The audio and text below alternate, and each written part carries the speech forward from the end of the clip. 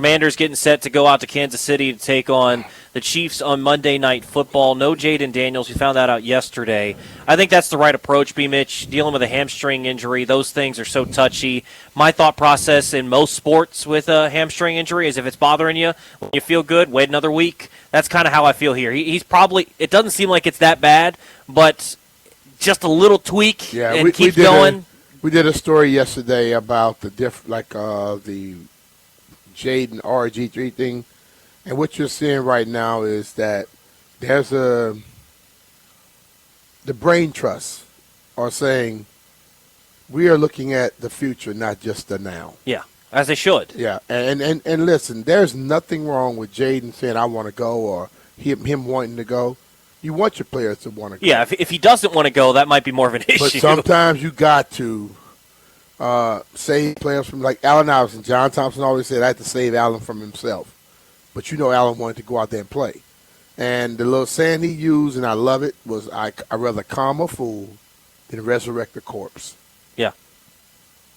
I'm not calling Jay the fool, but that's the dude that wants to go play. So I'd rather pull the reins on him instead of having somebody that, hell, yeah, I mean, I don't want to go anyway. You know what I mean? I want nobody like that on my team. He's a maniac in that he wants to be on the field, regardless of how he feels. I mean, his favorite player growing up, and the guy he always talks about is Kobe. I mean, Kobe tore his Achilles and walked to the free throw line, knocked down free throws, and then walked off the court. Yeah, no one does that. And when you look at historically in different sports, guys were injured, sickness, certain things happening, and they had the best game. We hear those historical stories. MJ with the flu game. Yeah. Emmitt Smith with the shoulder. Kobe in that situation. Brett Favre lost his dad and then put on a masterful performance. Sometimes the stressful times brings the best out of us. Doug Williams. We saw the 1987 Super Bowl, right? The man could barely walk. They were carrying him down the field. Byron Leftwich in college. Yeah. Those moments don't happen if they're not built that way. Athletes are built differently. And I know every time I hear injury and I start hearing the public's sentiment, I listen and I smile. You know why I smile? Because they don't think on the level of the person. That athlete is thinking, hell, 80% of me is better than 100% of the other guy. Yeah. But in certain situations, that happens. If it's a Super Bowl, his ass out there playing. Well, and but it ain't a Super Bowl. You have to understand the difference between being hurt and being injured, right? Yeah. And if you're injured, you shouldn't be on the field. If you're hurt, you can play, right? I mean, last year, some people, look back at last year with the rib injury and say, well, maybe he should have sat out. Look, he was able to play. His only 300-yard passing game, and I know a lot of it was from the Hail Mary, but his only 300-yard passing game from the regular season last year, BMitch, was the game after he broke his rib. Hey. And he was able to get out there and play. And like you said, I mean, if you're able to get out there, and I'm looking at you and I say, you're not at any more risk than you would be stepping on a football field any other time, I'm going. Then you can play. Now, you look at the injuries this year, right? The knee injury that forced him to miss a couple of weeks. I'm totally fine with you saying we got to be careful here because this is one that you go out there too early, you tweak it, all of a sudden you're gone for the year, you're needing surgery, all those things. I get that. This one, a hamstring pull, right, or strain, whatever they're going to call it. I'm fine with you waiting a week because I don't need you tearing it more or hurting it more, and all of a sudden now you're 8 weeks. Just so people understand, we're playing against a guy, and I've referenced Pat Mahomes a lot. Remember a few years back, he hurt his ankle? Yeah, I mean, I've never seen anyone run faster with a high ankle sprain. They were in the playoffs, right? Yeah. How often did he leave the game? Never. No. He played because they were in the playoffs about to go to a Super Bowl. You understand those moments. And Andy Reid, the same guy who told him he was done in an earlier game that season, he ain't tell him he was done in those playoffs, did he? No. You got to know when and how. Yeah, and I mean, you understand. You got to be a jockey. Jockey knows when to hit his horse and when to let his horse go. Yeah, and I mean, you've got to be careful with some of these injuries. I mean, look at what we saw last year in the NBA Finals with Tyrese Halliburton dealing with the calf injury. He keeps pushing through it but trying to monitor himself. Game 7 rolls around in the NBA Finals. He's rolling early, and I think he started to get that confidence, and all of a sudden takes a step, and there it goes. Like, even with him, and I'll say KD as well, those calf injuries. Well, KD, yeah. Those calf injuries, you got to look at that as just a little more than just a calf injury. Correct. Because both of them had the lower calf injury, and then it ended up being which arm was so damn tight. Achilles was tight. So yeah. So I think it's one of those that you just be careful, and I'm hoping from the reports that he can get back out on the field next week, and hopefully you can find a way to win this one in KC. What kind of chance do you give them, and who needs to step up for you, BMitch, in this matchup going out to KC? Because Mariota, I think, has been good when he's filled in, and I think you take a step back passing, obviously, from Daniels to Mariota, but I actually think your run game is maybe even a little bit better because I actually think he's better at running some of those read options than Jaden is. But I think you look at Mariota stepping in here. No one's given this team a chance, but I think they have a chance. I think you get the top there receivers is a chance. back. I don't know if I could give you an exact number on what that chance is, but the reason I give the chance is I have watched over my 20-plus years of, well over 20 years of following it, but since I got into the league was 1990, all the way to now, 30-something years of watching teams that are depleted come into a game with no chance in hell, and they win the game. I watch teams win by the skin of their teeth, and I watch teams blow people out. It's amazing what people can do when they all decide to focus, do the right things, and work for each other. And it's also amazing what people that are better than you can do when they look past you. They can go out there and stink up the joint. We'll have Andy Reid on the show tomorrow talking to us. I promise you, that coach is not telling them, this team, we don't have nothing to worry about. I'm sure he's not telling them that. No. But there are guys in that locker room probably saying, man, we're going to beat this team. I've been there. I've been in locker rooms where we are obviously the better team. We're rolling. Other team stinks. And you're sitting in the locker room and you're trying to promote, hey, man, we got to still go with this thing. I had it happening with me when Monty Coleman would do it. I've been the guy doing it. And then we get in the game, and at the end of the game, they say, what happened? I'm like, I don't know. We practiced well. I was talking all week. Other guys was talking all week. But obviously, the majority of the team did not get the message. Because you get into the game, and what happens in those games like that, when you are the favorite, and that other team comes out, and they punch you in the mouth, and then all of a sudden you look up on the clock, and there's 5 minutes left, and you're down.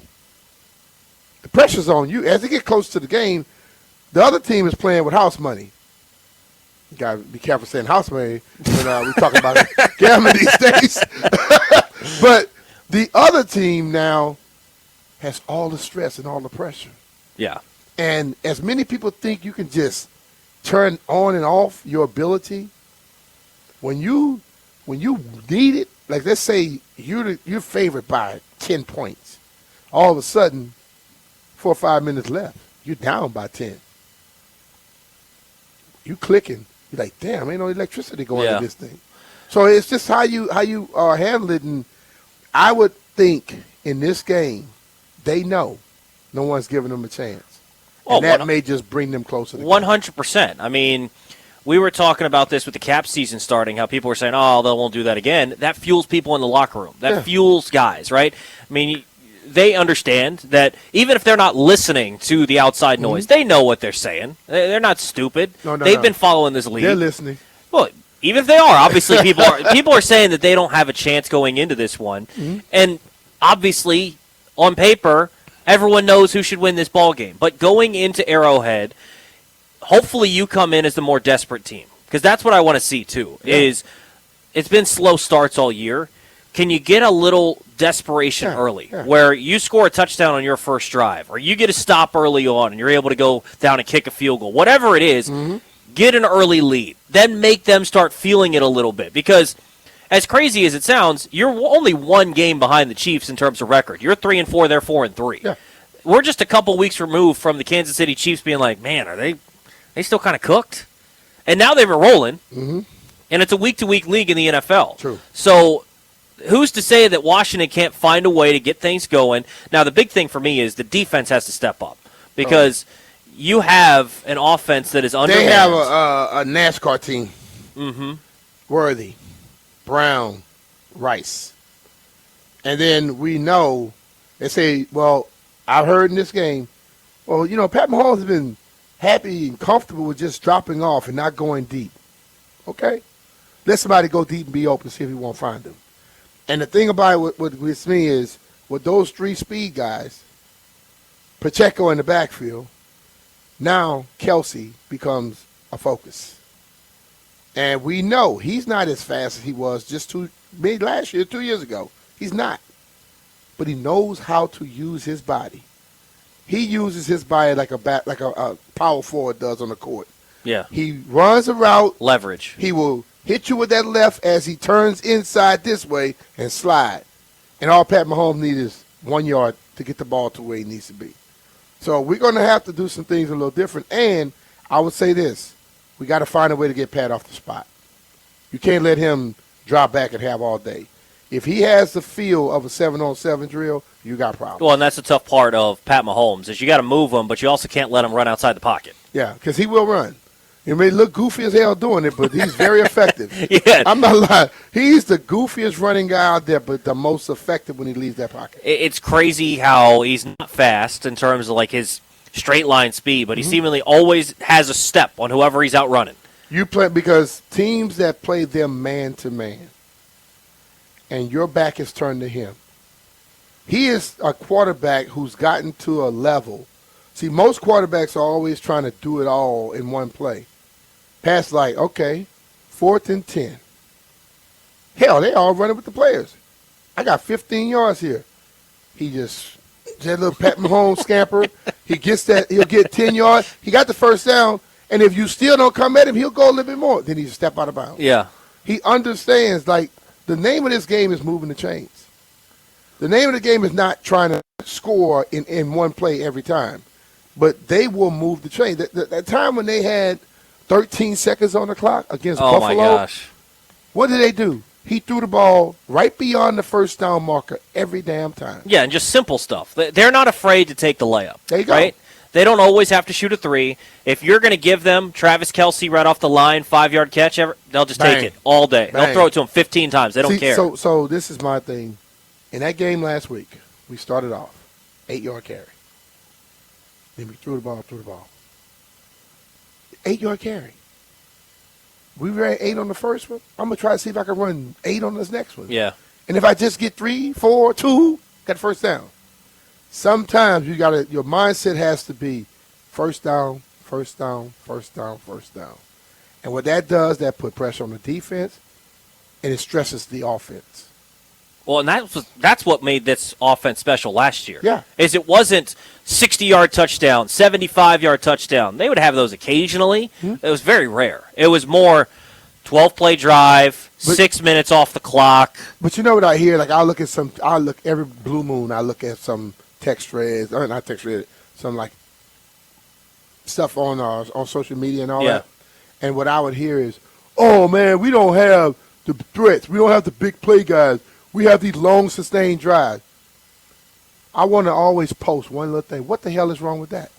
If I go 10 minutes and get a touchdown, you know what it does to another offensive coordinator? It makes him feel, I just got to catch up. And they throw the ball more. Only a few still run the football in that situation. Only a few. So the whole thing when it comes to it is we need to get back to understanding long, sustained drives, that's your best friend. You don't have to do it all in one damn play.